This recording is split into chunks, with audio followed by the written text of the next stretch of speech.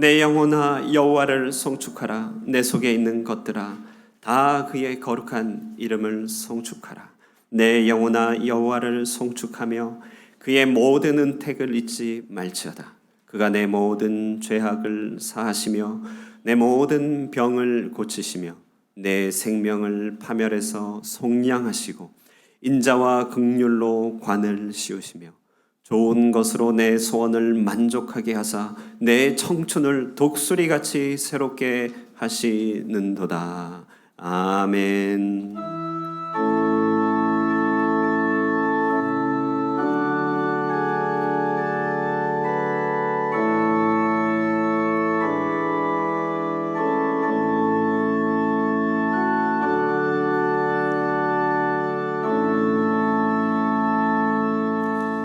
할렐루야. 거룩하신 성삼위 하나님을 이 시간에 송축합니다.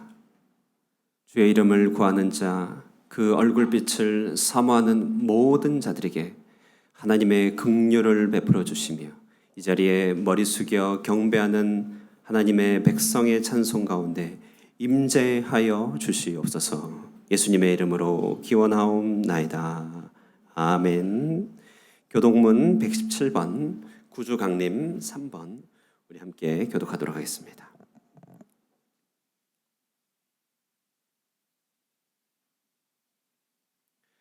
광야와 메마른 땅이 기뻐하며 사막이 백합화 같이 피어 즐거워하며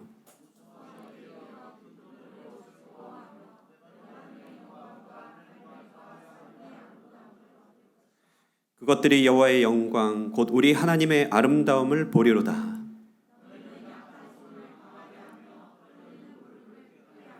겁내는 자들에게 이르기를 굳세어라. 두려워하지 말라. 보라 너희 하나님이 오사.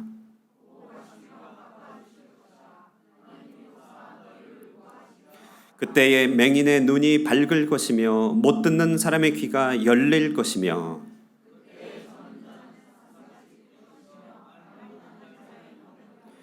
이는 광야에서 물이 솟겠고 사막에서 시내가 흐를 것임이라.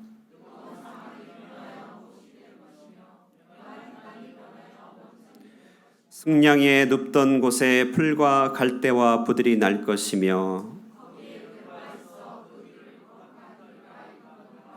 다 같이 깨끗하지 못한 자는 지나가지 못하겠고 오직 구속함을 입은 자들을 위하여 있게 될 것이라. 아멘. 사도신경으로 신앙 고백합니다.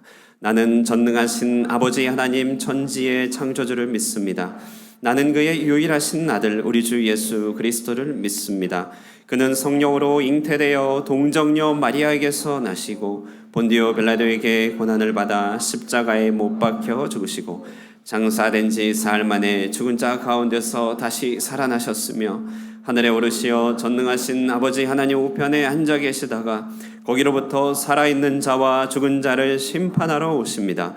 나는 성령을 믿으며 거룩한 공교회와 성도의 교제와 죄를 용서받는 것과 몸의 부활과 영생을 믿습니다. 아멘.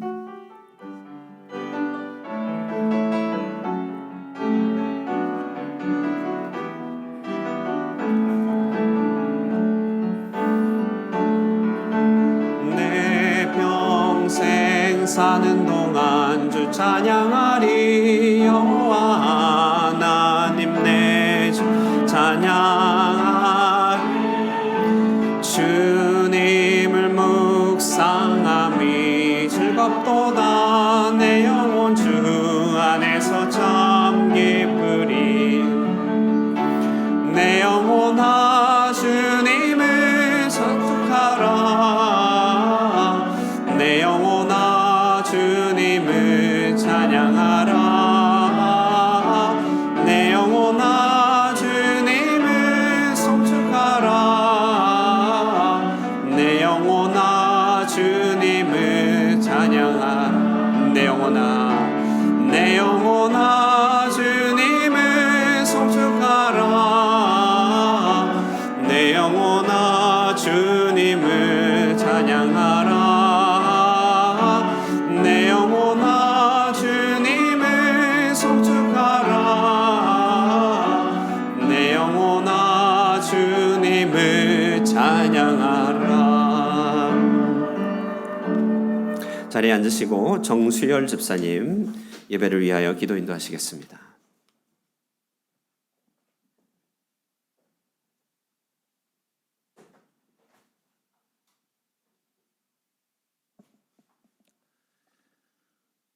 주의 은혜로 오늘도 거룩한 주일 주의 성소에서 온 맘 다해 예배드리며 주가 주시는 성령의 은혜가 그 은혜 가운데 그 안에 넘쳐나기를 바랍니다. 참 사랑이신 주님, 오늘 우리가 주의 성일에 세상의 근심과 어려움을 내려놓고 주의 은혜를 사모하며 하늘의 귀한 보물을 발견하며 주 앞에 나아가기를 원합니다. 지난 한 주 우리의 삶 속에 세상 욕심으로 살아왔던 많은 허물들을 주의 은혜로 정결하게 하여 주옵시고 성령의 은혜로 더욱 주 사랑하는 마음이 우리 안에 충만하기를 원합니다. 참 사랑이신 주님, 우리가 세상의 빛으로 소금으로 주님의 영광을 드러내며 살기를 원하지만 지금의 사회는 교회를 바라볼 때에 교회를 어렵게 혹은 귀하게 생각하기보다 그렇지 않은 경우가 많이 있습니다.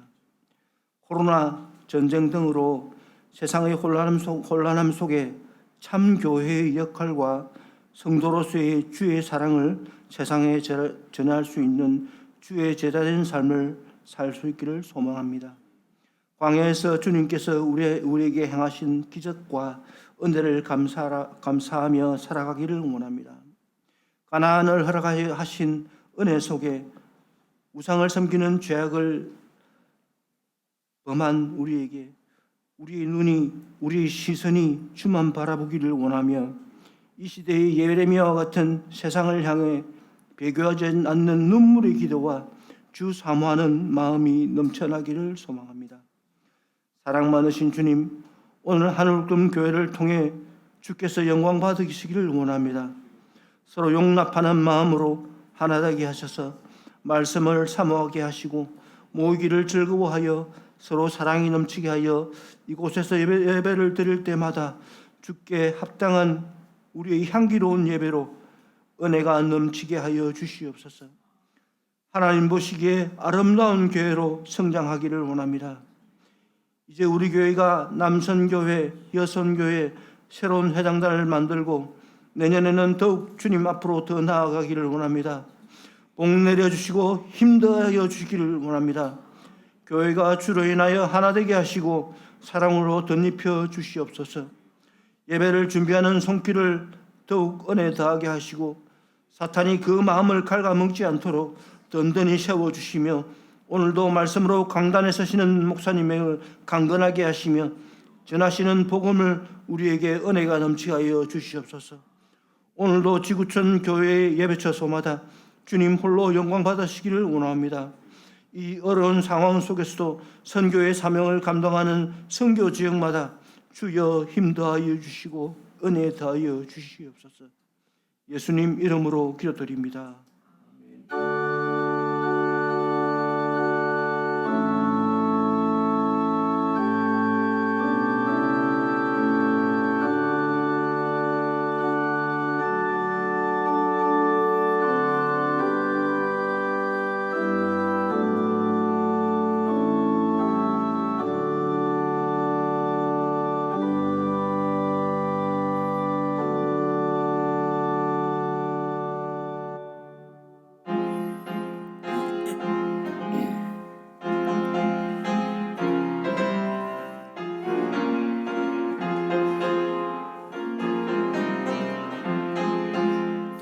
예수님 오소서 임마누엘 우리 주 이곳에 오셔서 기도 들어주소서. 능하신 주께서 크신 일을 행하사 간구하는 우리의 기도 들어주소서. 예수님 오소서 임마누엘 우리 주 보좌를 떠나서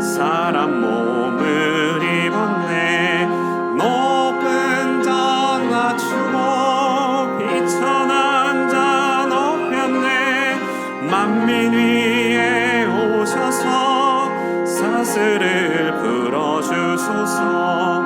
예수님 오소서. 임마누엘 우리 주 죄악된 세상에 속죄주로 오셨네. 주린 자 먹이며 병든 자를 고쳤네. 천하 만민 돌보사 빛의 길 가게 하소서. 아멘. 오늘 우리에게 주시는 하나님의 말씀은 창세기 20장 1절로 18절 말씀입니다. 창세기 20장 전장을 우리 함께 교독하도록 하겠습니다. 구약성경 25페이지 창세기 20장 1절로 18절까지 말씀.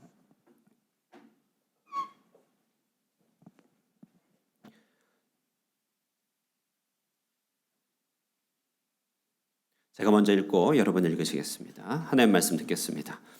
아브라함이 거기서 네게브 땅으로 옮겨가 가데스와 술 사이 그랄에 거류하며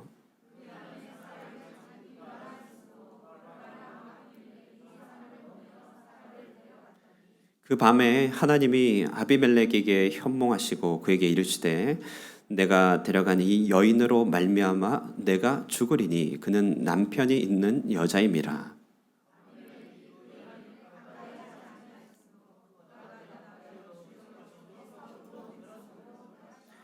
그가 나에게 이는 내 노이라고 하지 아니하였나이까. 그 여인도 그는 내 오라비라 하였사오니 나는 온전한 마음과 깨끗한 손으로 이렇게 하였나이다.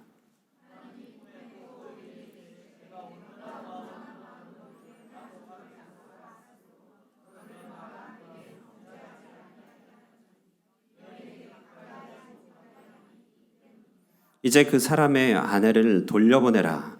그는 선지자라. 그가 너를 위하여 기도하리니 내가 살려니와 내가 돌려보내지 아니하면 너와 내게 속한 자가 다 반드시 죽을 줄 알지니라.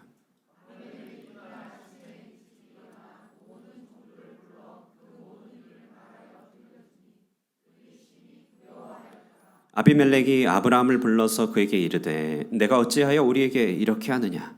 내가 무슨 죄를 내게 범하였기에 네가 나와 내 나라가 큰 죄에 빠질 뻔하게 하였느냐. 네가 합당하지 아니한 일을 내게 행하였도다 하고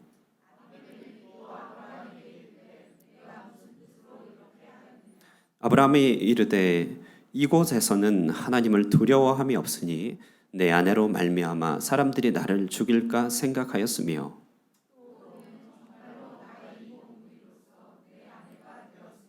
하나님이 나를 내 아버지의 집을 떠나 두루 다니게 하실 때에 내가 아내에게 말하기를 이후로 우리 가는 곳마다 그대는 나를 그대의 오라비라 하라. 이것이 그대가 내게 베풀 은혜라 하였었노라.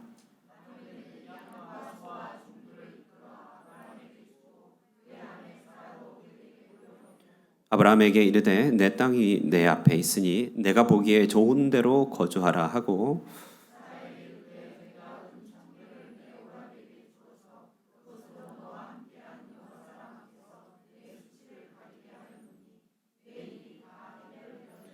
아브라함이 하나님께 기도하매 하나님이 아비멜렉과 그의 아내와 여종을 치료하사 출산하게 하셨으니 여호와께서 이왕에 아브라함의 아내 사라의 일로 아비멜렉의 집에 모든 태를 닫으셨음이더라. 이것은 하나님의 말씀입니다.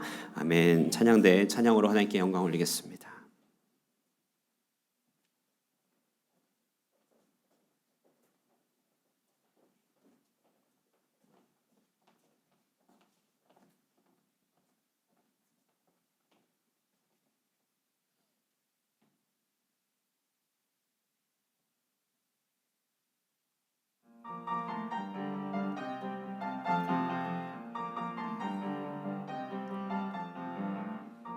속에 빛나는 주님 바람결에 말씀하시네 하늘과 땅 다스리는 주 그 무엇일까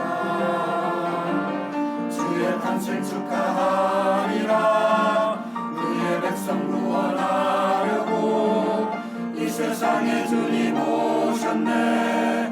그 무엇일까? 그의 얼굴 대하기까지 그의 은혜 의심하였네. 나를 보호하시는 주는 나 지금 알았네. 내 곁에 계시면서 나와 함께 하시는 주님, 나를 지켜주시는 주님, 나의 곁에 계시는 주는 모든 것 대신에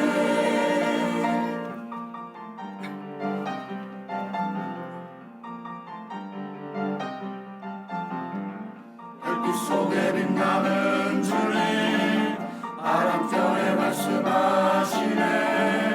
하늘과 땅 다스리는 주, 그 무엇일까?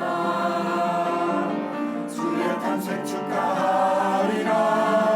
그의 백성 구원하려고 이 세상에 주님 오셨네. 그 무엇일까? 그의 얼굴 대하기까지 그의 은혜 의심하였네. 나를 보호하시는 주를 나 지금 알았네. 내 곁에 계시면서 나와 함께 하시는 주님, 나를 지켜주시는 주님, 나의 곁에 계시는 주는 모든 것 대신에 그의 얼굴 대하기까지 그의 은혜 의심하였네. 나를 보호하시는 주를 나 지금 알았네. 내 곁에 계시면서 나와 함께 하시는 주님, 나를 지켜주시는 주님, 나의 곁에 계시는 주는 모든 것 대신에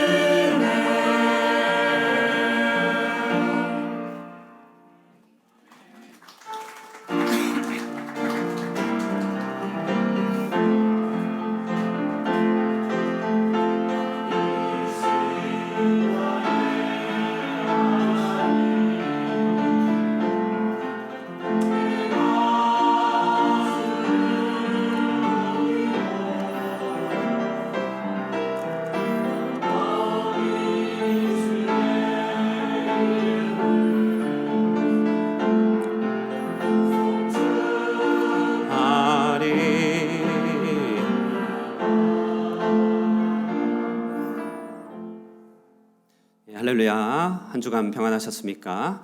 예, 우리 서로 인사 나누겠습니다. 우리 한 주간의 삶을 격려하면서 괜찮아, 주님이 함께 하시잖아, 이렇게 서로 인사 나누도록 하겠습니다. 시작. 예, 괜찮아, 주님이 함께 네, 나와 함께 하시는 주님, 예, 나는 알게 되었습니다. 감사합니다. 자, 오늘은 대림절 세 번째 주간 창세기 20장 1절로 18절 말씀으로 하나님 말씀 증거하겠습니다.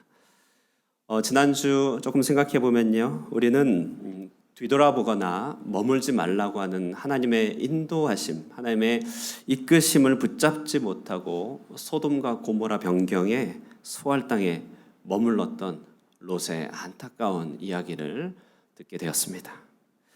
그래도 아브라함이 롯을 위하여 기도하였으니까 그나마 그 정도였지, 롯이 거했던 소돔과 고모라 땅은 하늘로부터 유황이 떨어졌죠.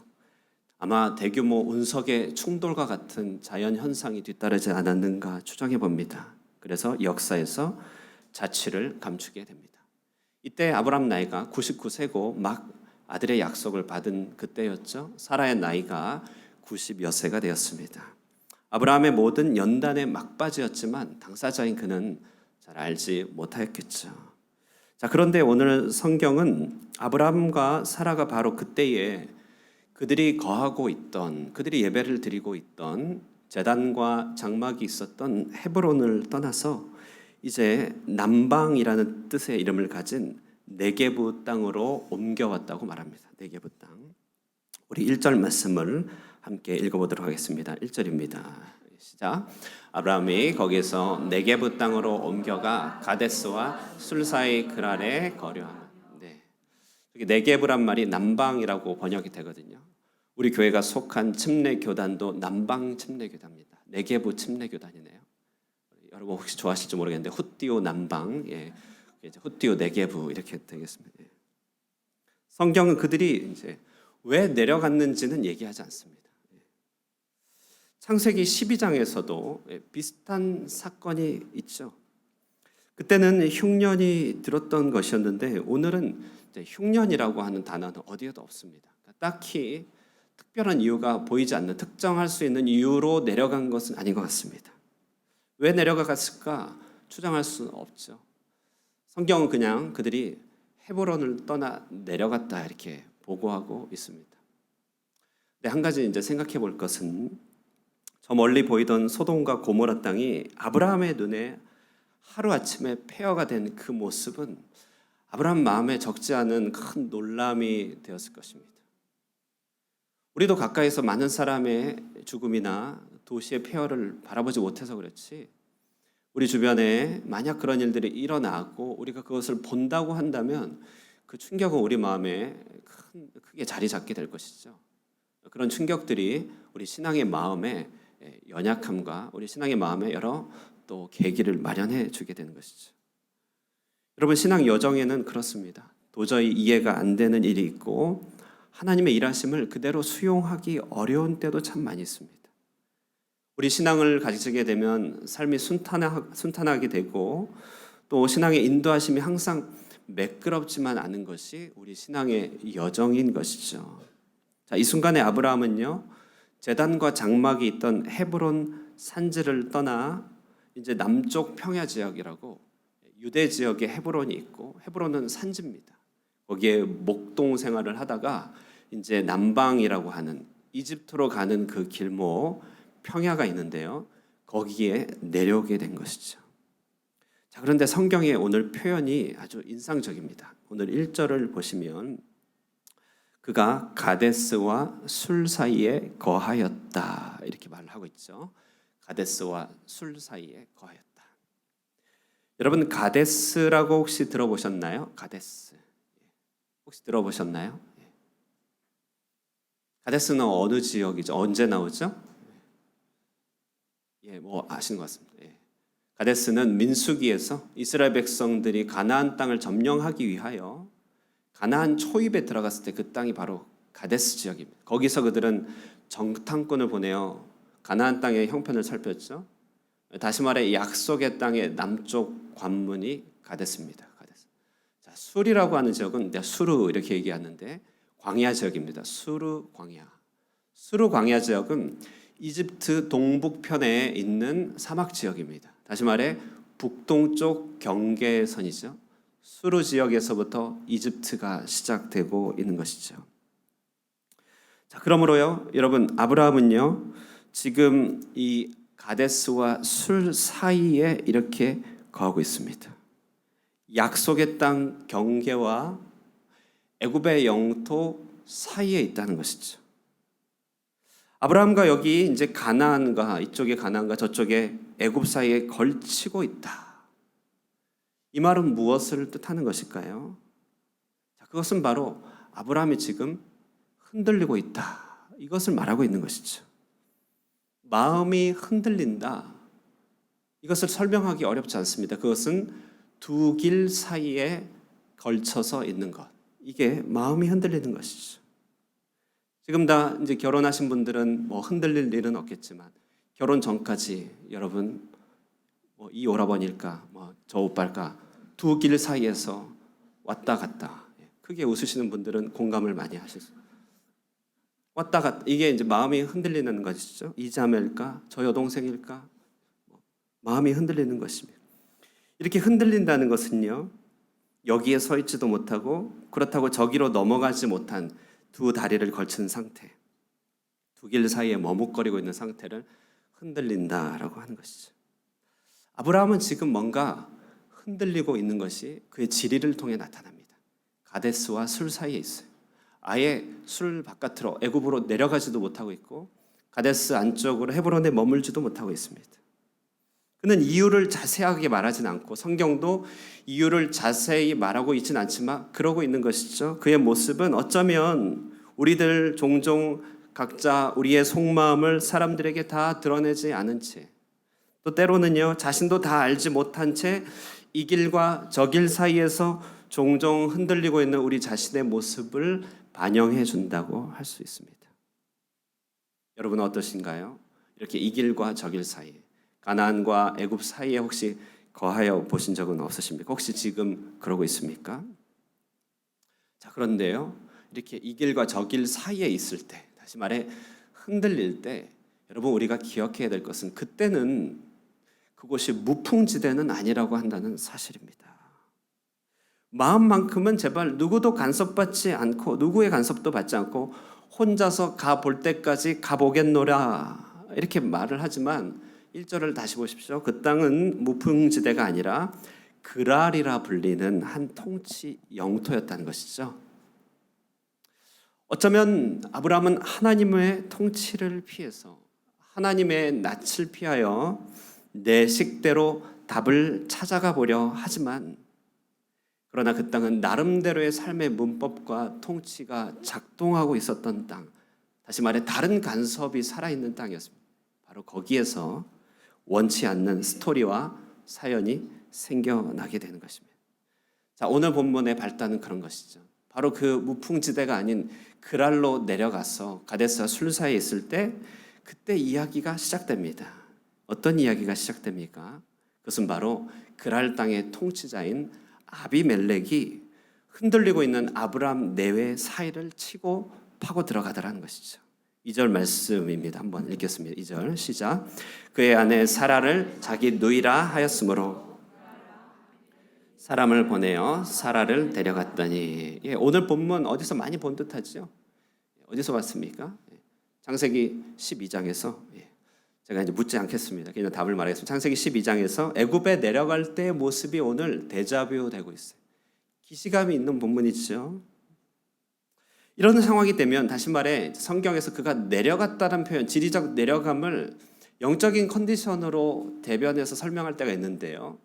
아브라함이 좀 이렇게 내려갈 때면 공통적으로 나타나는 아브라함의 취약점이 있었습니다. 그것은 바로 자기 아내 사라를 누이라 부르다라는 것이죠. 누이라고.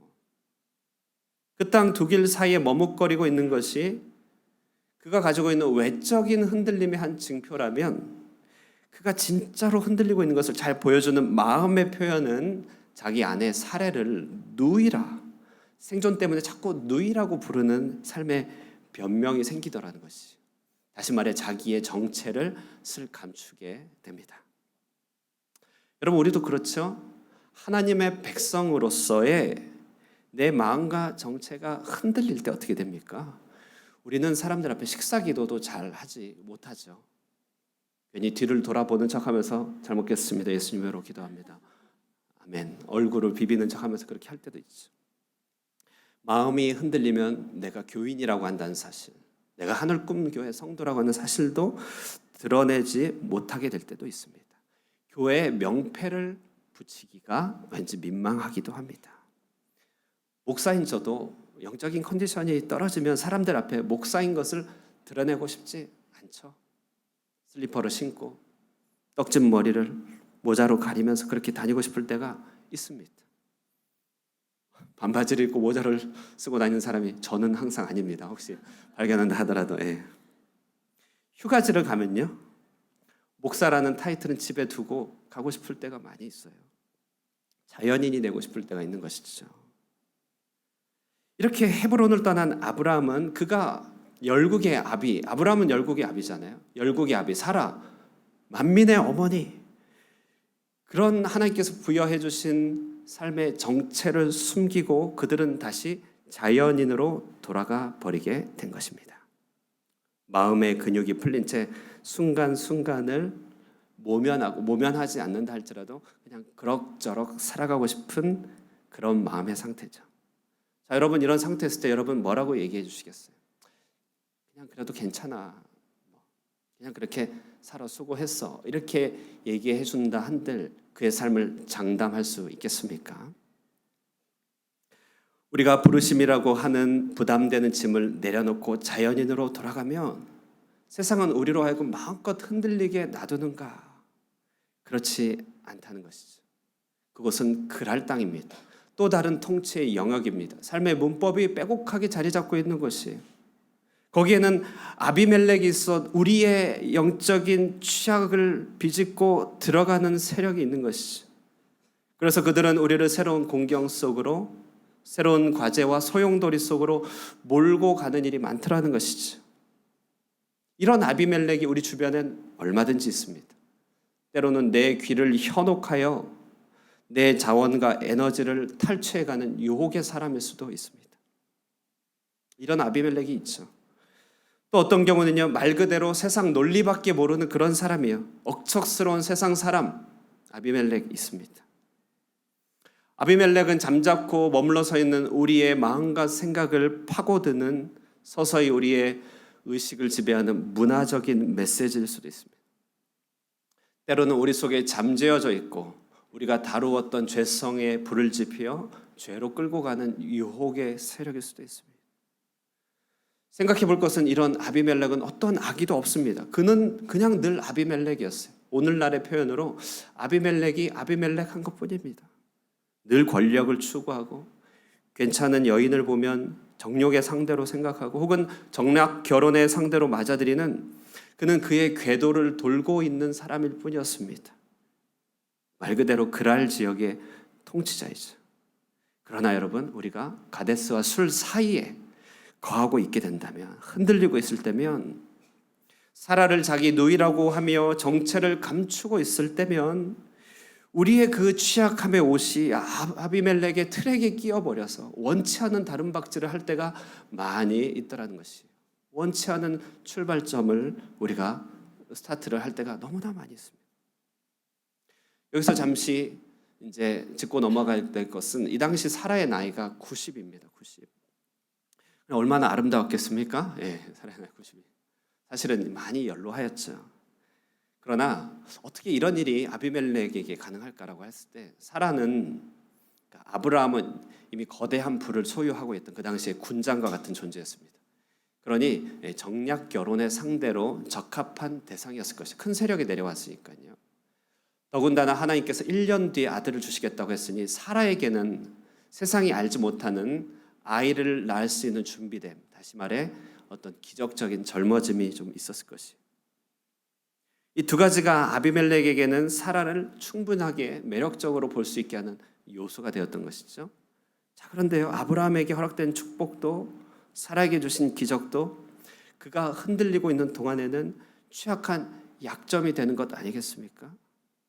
여러분, 우리가 서 있는 그 그랄이라고 하는 것, 우리가 우리의 정체를 고추 세우지 못하고 있고 우리가 여기서 저기서 어딘가에 서 있는 그 동안에 발을 딛고 있는 그 광야 모래 밑에는 사실 많은 전갈이 숨어 있습니다. 우리가 그것을 일일이 다 보지 못하고 하나님께서 막아주셔서 그렇지요.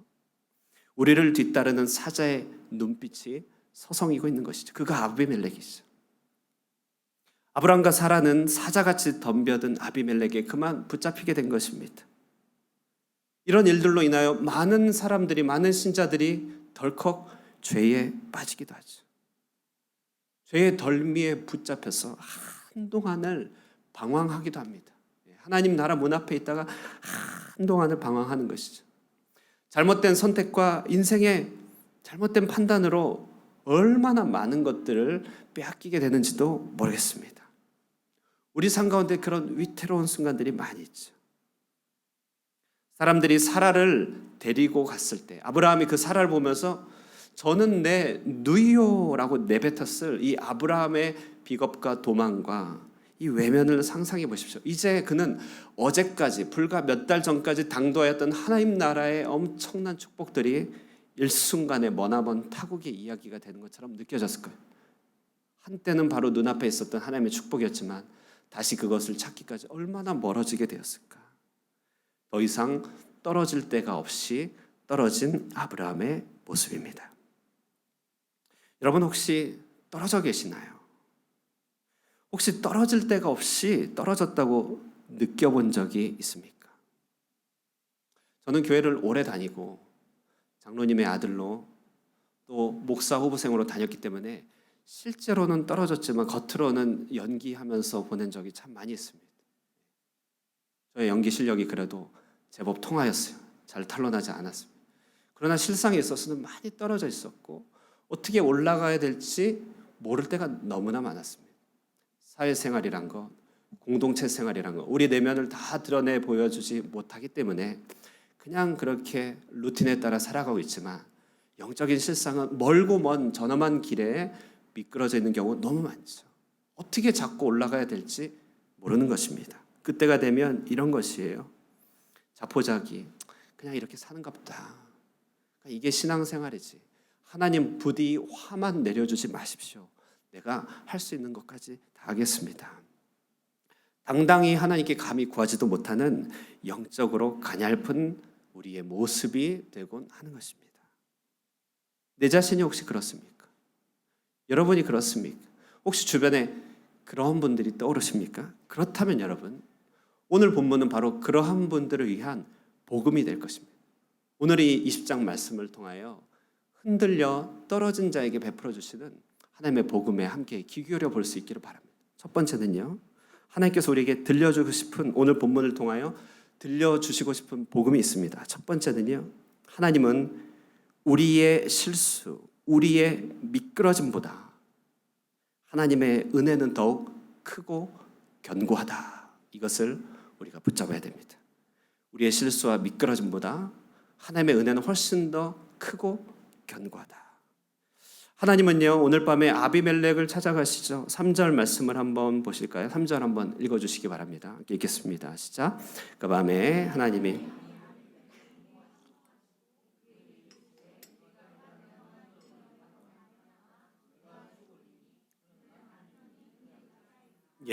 오늘 밤에 하나님이 아비멜렉을 찾아가 그에게 개입하십니다.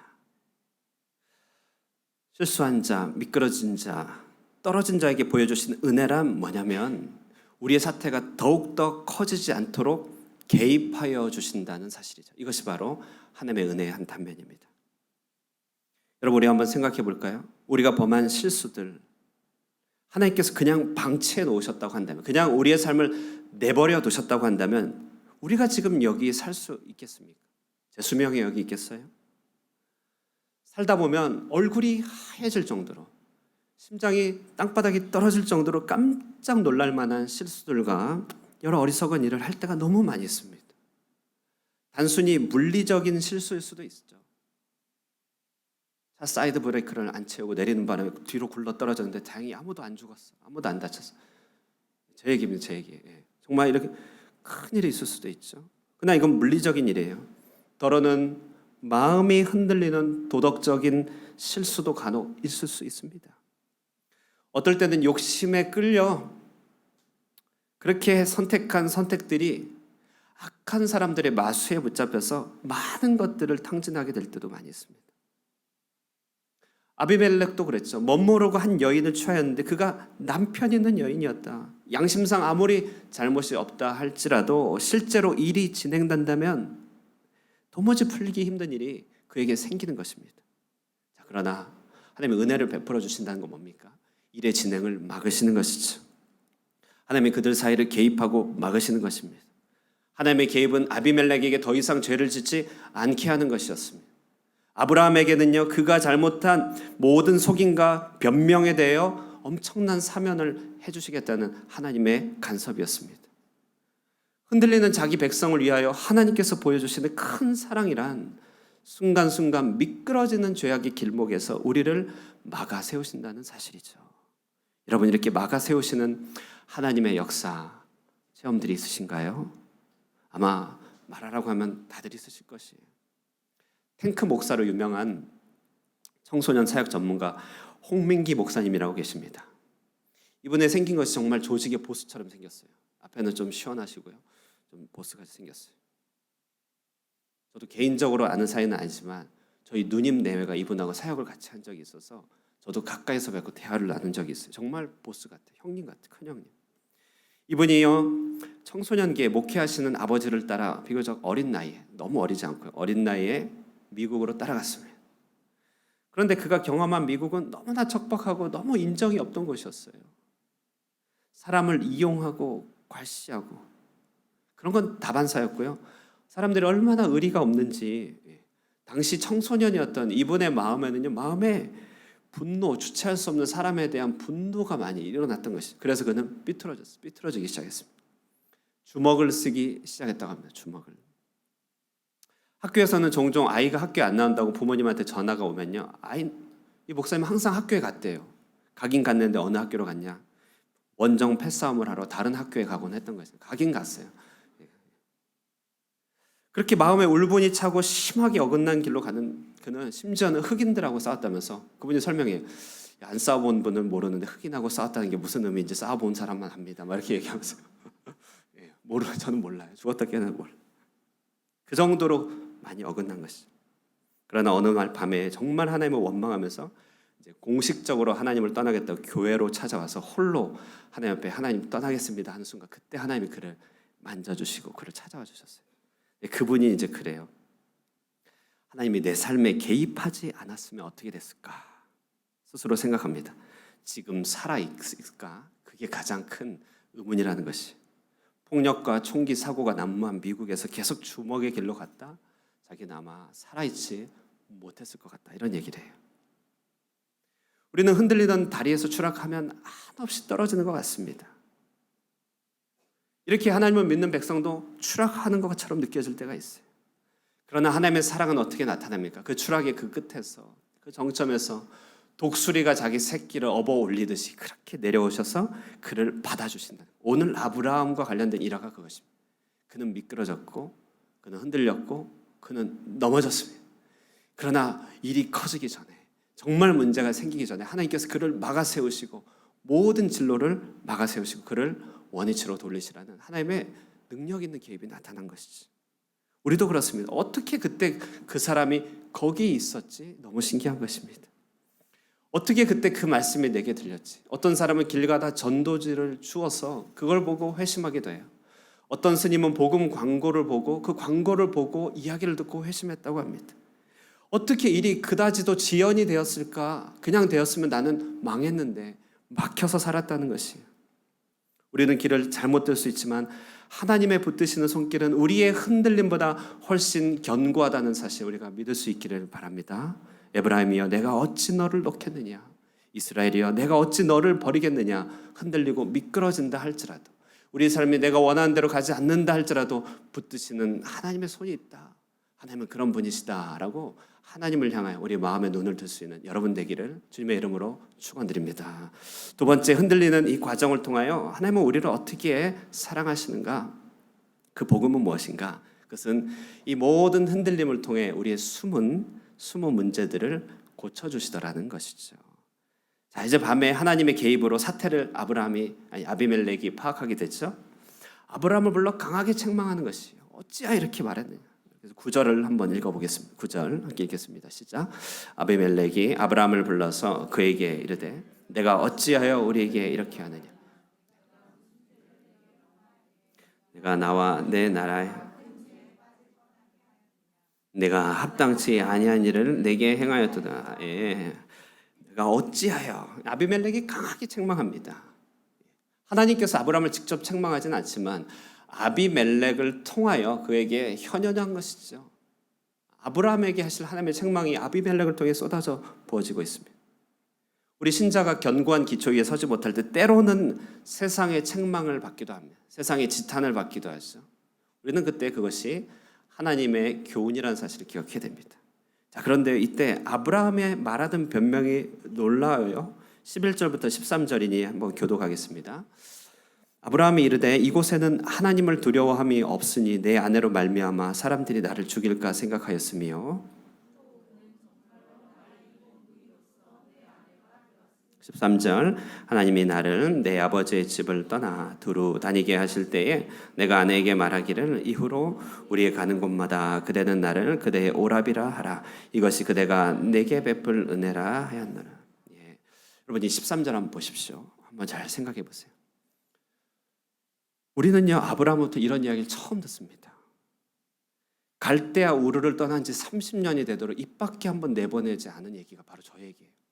그 자리를 떠날 때 아내를 불러서 한 얘기가 나를 오랍이라고 해라. 그것이 당신이 나를 향한 사랑의 증거라고 내가 이해하겠다. 이런 얘기를 했다는 것이 30년 동안 꼭꼭 묵혀둔 이야기가 이제 딱 드러나게 되는 것이죠. 그를 오랜 시간 동안 사로잡았던 인생의 어떤 잘못된 해법이 그의 삶 가운데 드러나는 순간이었습니다. 거친 인생길 가운데서 아내를 얼마든지 생존의 방패막이로 삼을 수 있다는 이 아브라함의 깊은 의존이죠. 이 깊은 무책임함이 어떻게 이렇게 드러나게 될까요? 정말 몰랐어요. 이때 얘기하니까 알게 된 것이죠.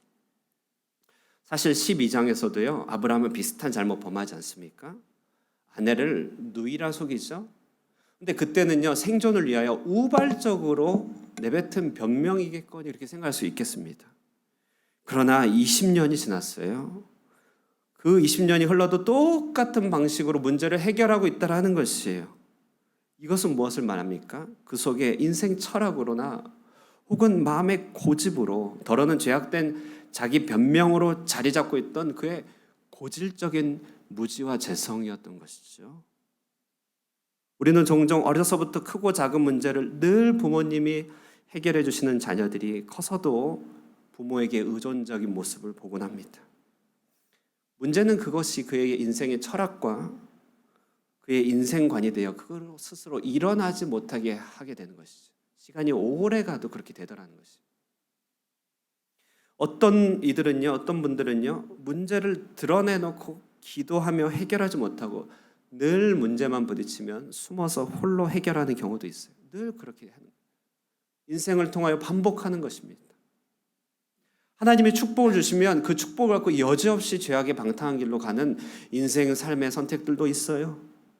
개인이든 가족이든요, 문제 앞에서 하나님이 기뻐하시지 않는 방식으로 문제를 다뤄가고 나는 일종의 가족력 같은 습관이 있을 수 있다는 것이죠. 오늘 아브라함 몰랐으면 딱 그 얘기를 하는 거예요.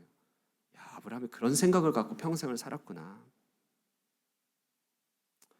우리 많은 신자들도요, 모든 것 다 하나님을 의지해도 결혼만큼은 사주를 봐야지, 이름만큼은 장명소에서 지어야지, 이렇게 생각하는 분들도 있을 수 있어요.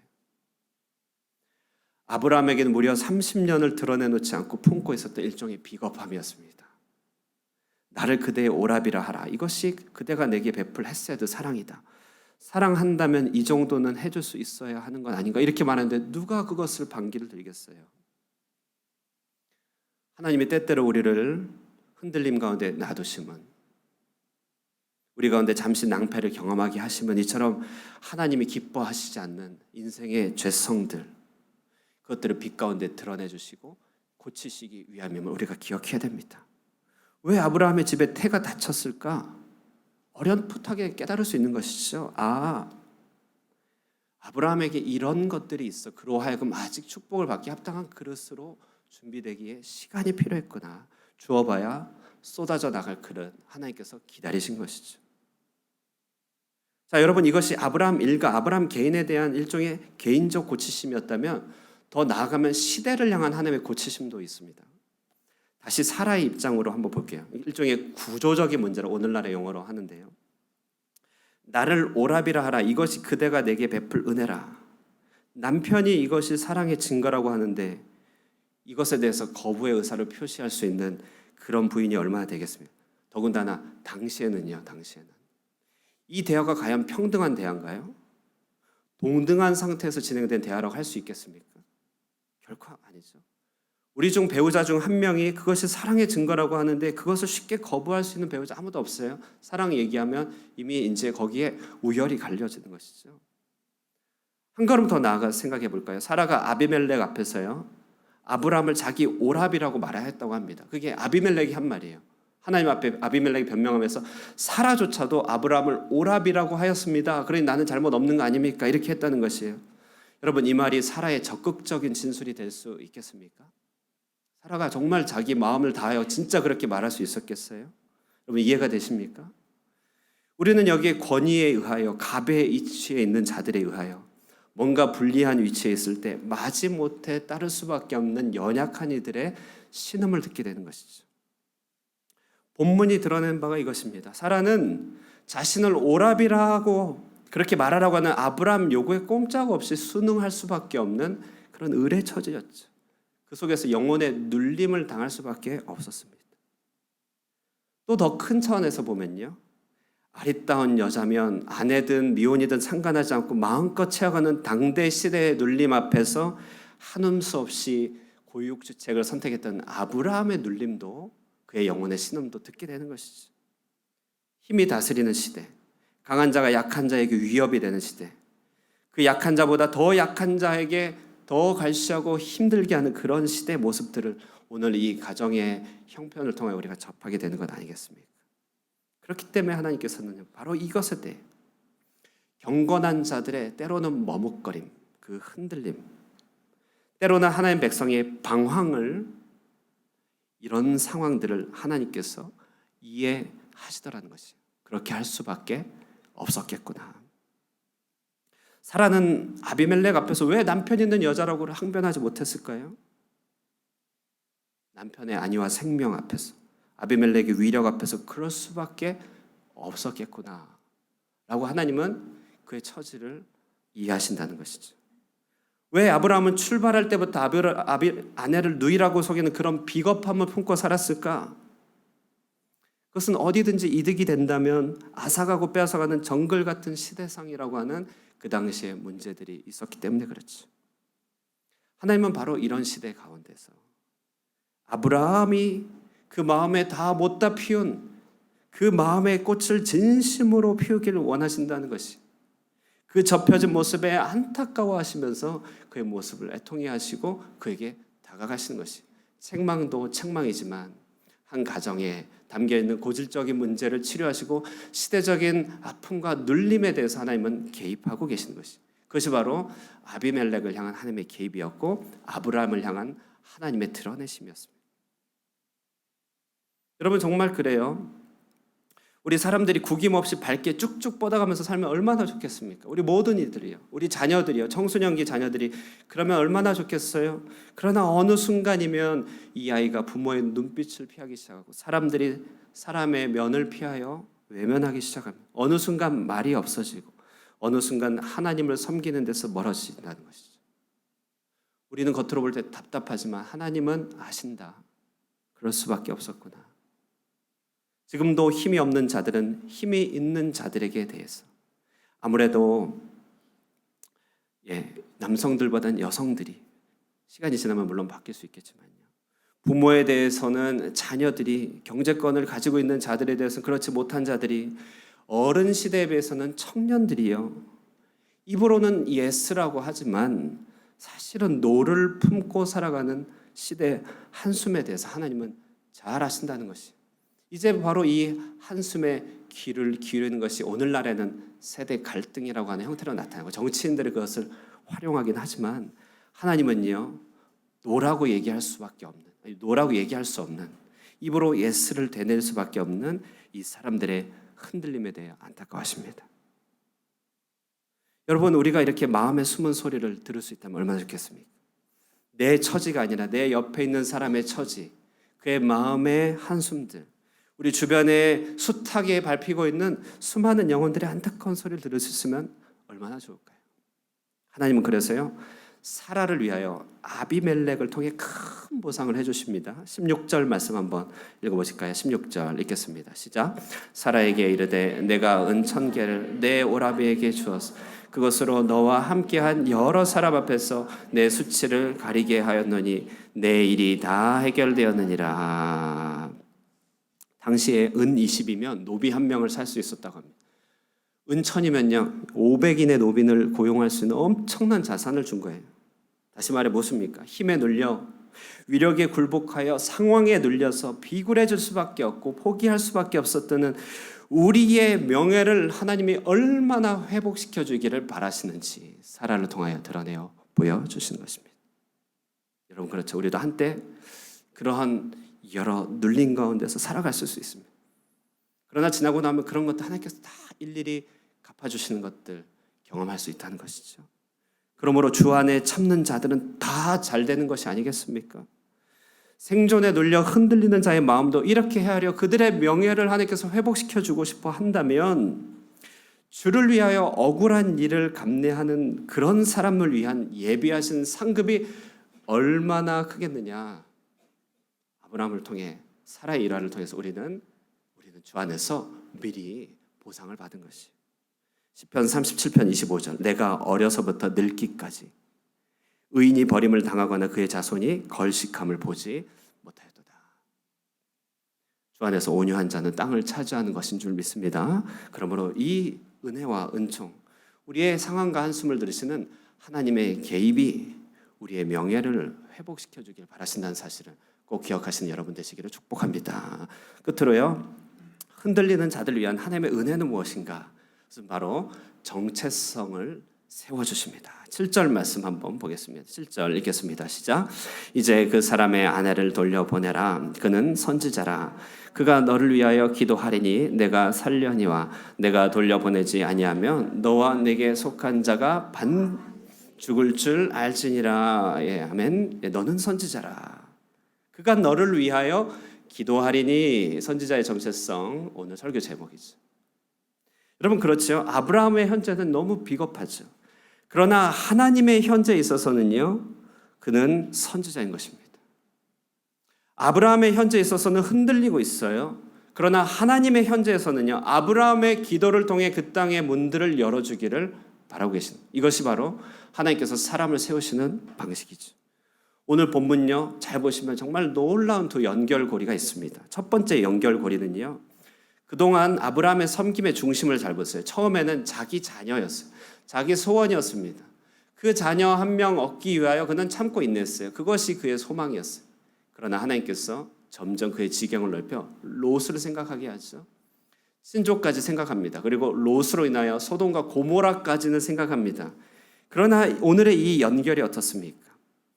어떤 계기를 통해서든 그 섬김의 대상이 그랄 땅이라고 하는 애국과 가나안의 변경 지역인 피 한 방울 섞이지 않는 이방을 향하여 나아가게 하십니다. 오직 자기 자신에 대한 관심에서 조카 롯을 향하여, 그리고 롯이 거한 소돔과 고모라를 향하여 펼쳐졌던 아브라함의 이 기도의 손은요, 기도의 통치는 놀랍게도 이 순간을 통하여 그랄 땅까지, 이방에까지 확장되고 있다는 사실, 이것이 오늘 보면 놀라운 연결이죠. 아, 이 흔들림 끝에는 하나님께서 그의 지경을 더 넓혀주셨구나. 그로 하여금 롯의 지경을 넘어서게 하셨구나. 그의 한계를 넘게 하셨구나. 이 연결이 눈에 보이는 것입니다. 또 하나는요, 정말 놀라운 연결인데요, 그것은 아브라함의 기도를 통해 그랄 땅의 태가 열리자 그 이후에 비로소 아브라함의 태도 열리게 되더라는 것이죠. 17절 18절 우리 한번 읽겠습니다. 함께 읽겠습니다. 시작. 아브라함이 하나님께 출산하게 하신 여호와께서 이왕에 아브라함의 아내 사라의 일로 아비멜렉의 집의 모든 태를 따지셨습니다. 네, 아브라함이 비록 실수는 하였지만요,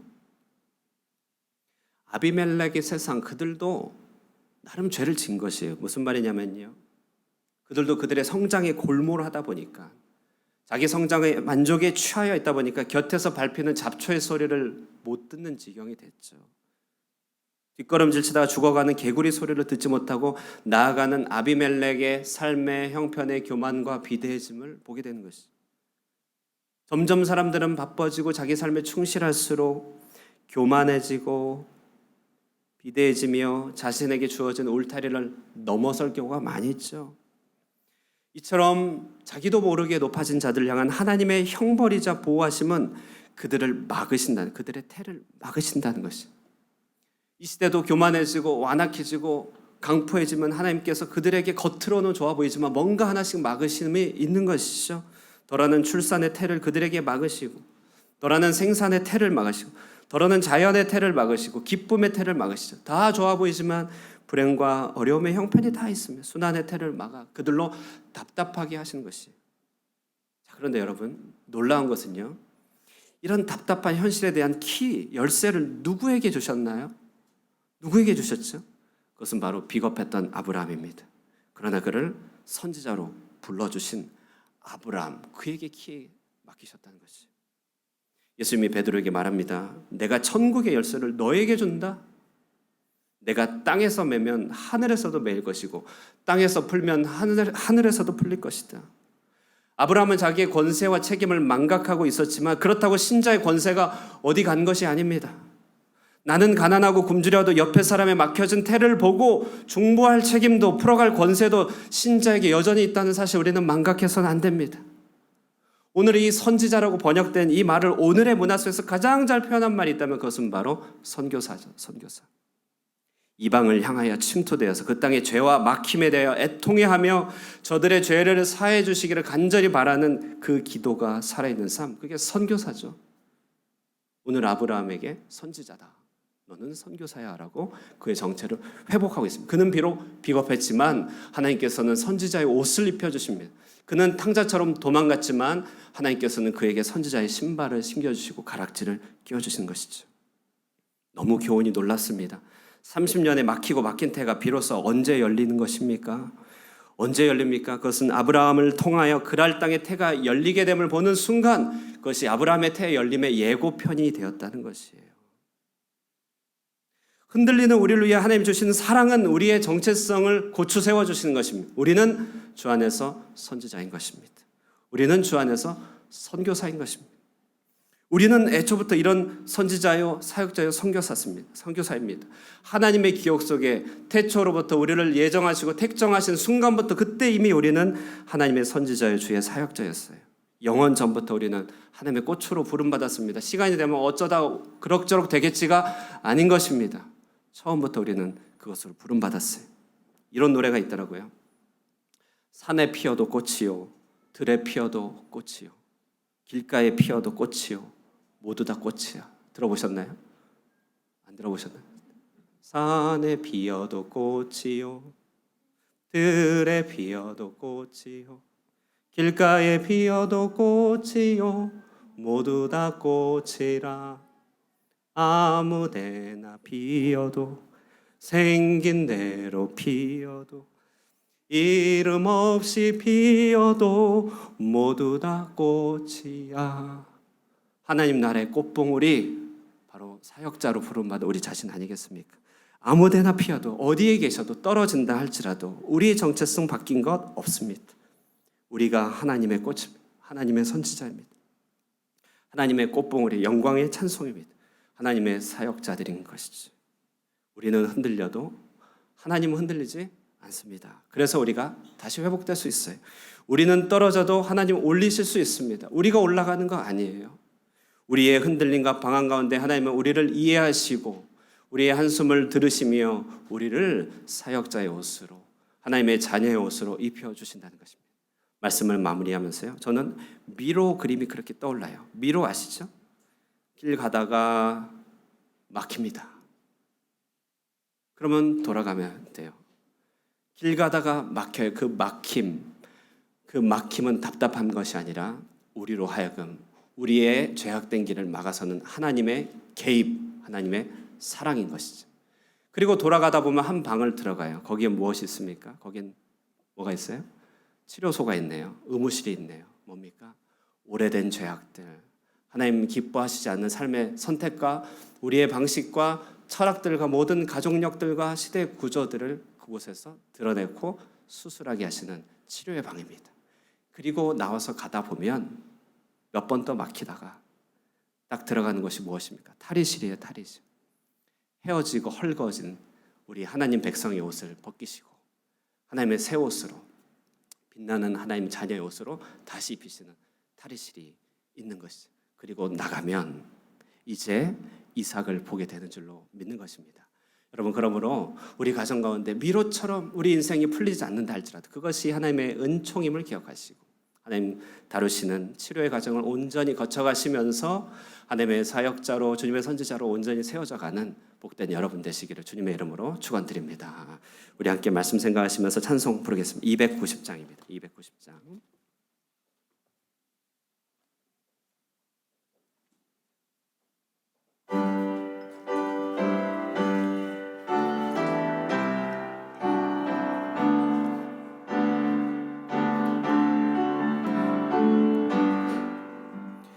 우리는 주님을 늘 배반한 내 주 예수 여전하시네.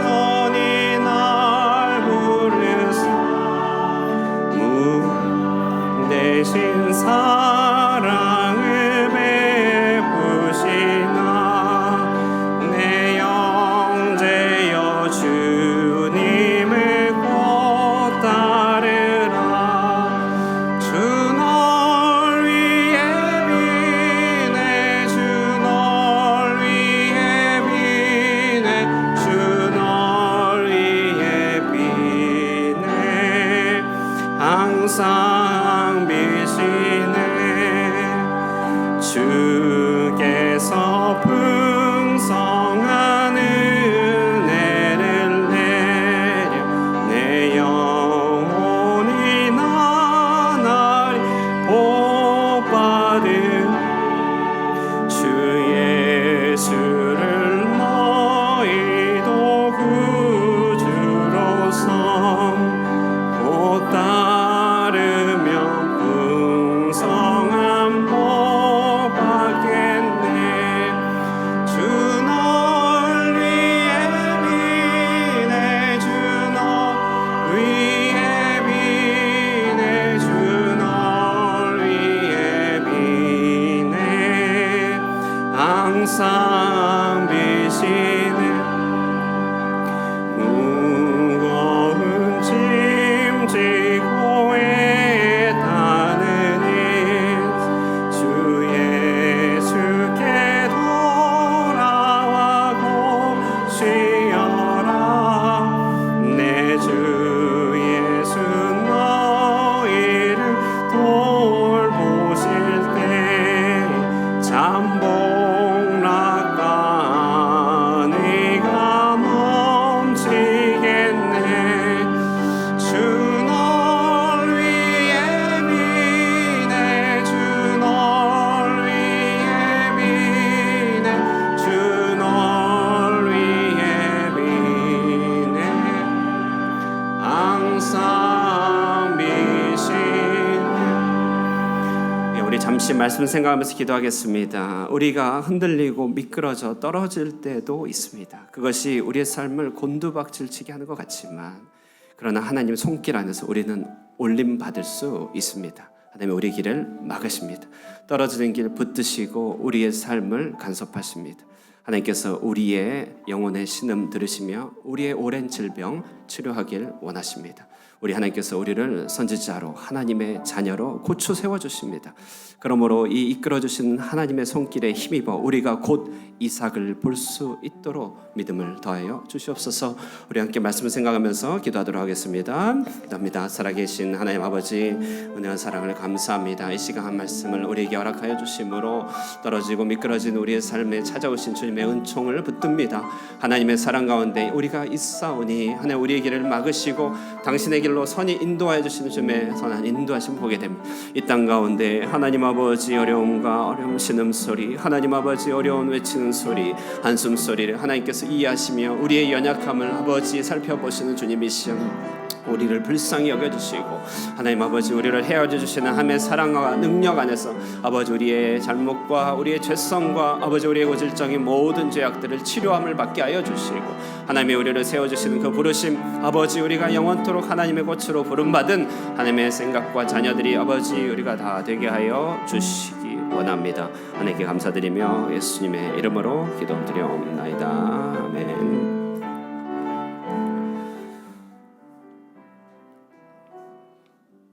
봉헌하도록 하겠습니다.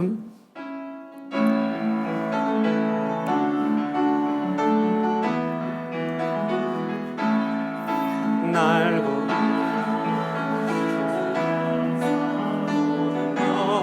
주신 감사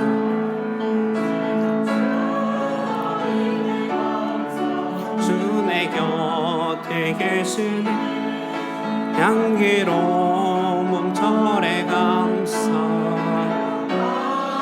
날 감사 사라진 눈물도 감사 나의 영혼 평안해 다 같이 일어나서 몸절에 감사 외로움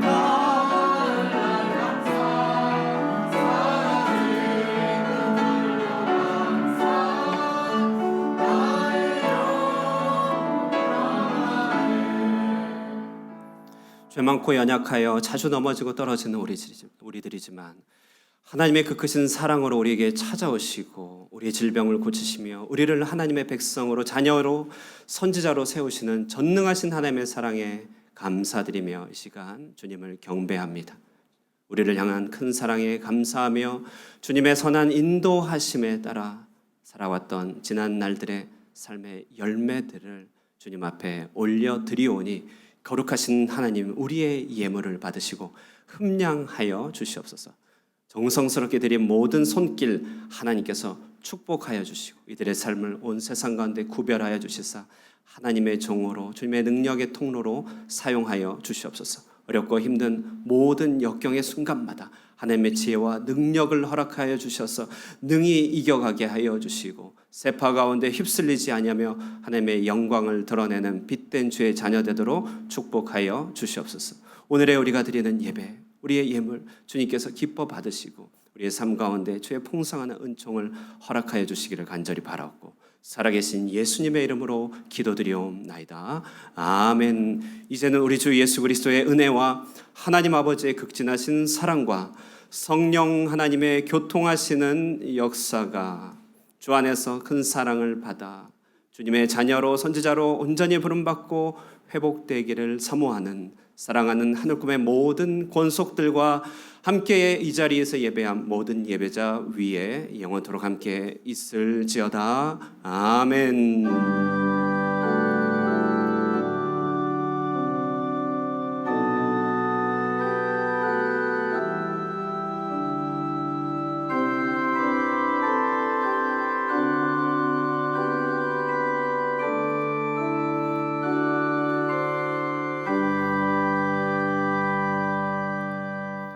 예.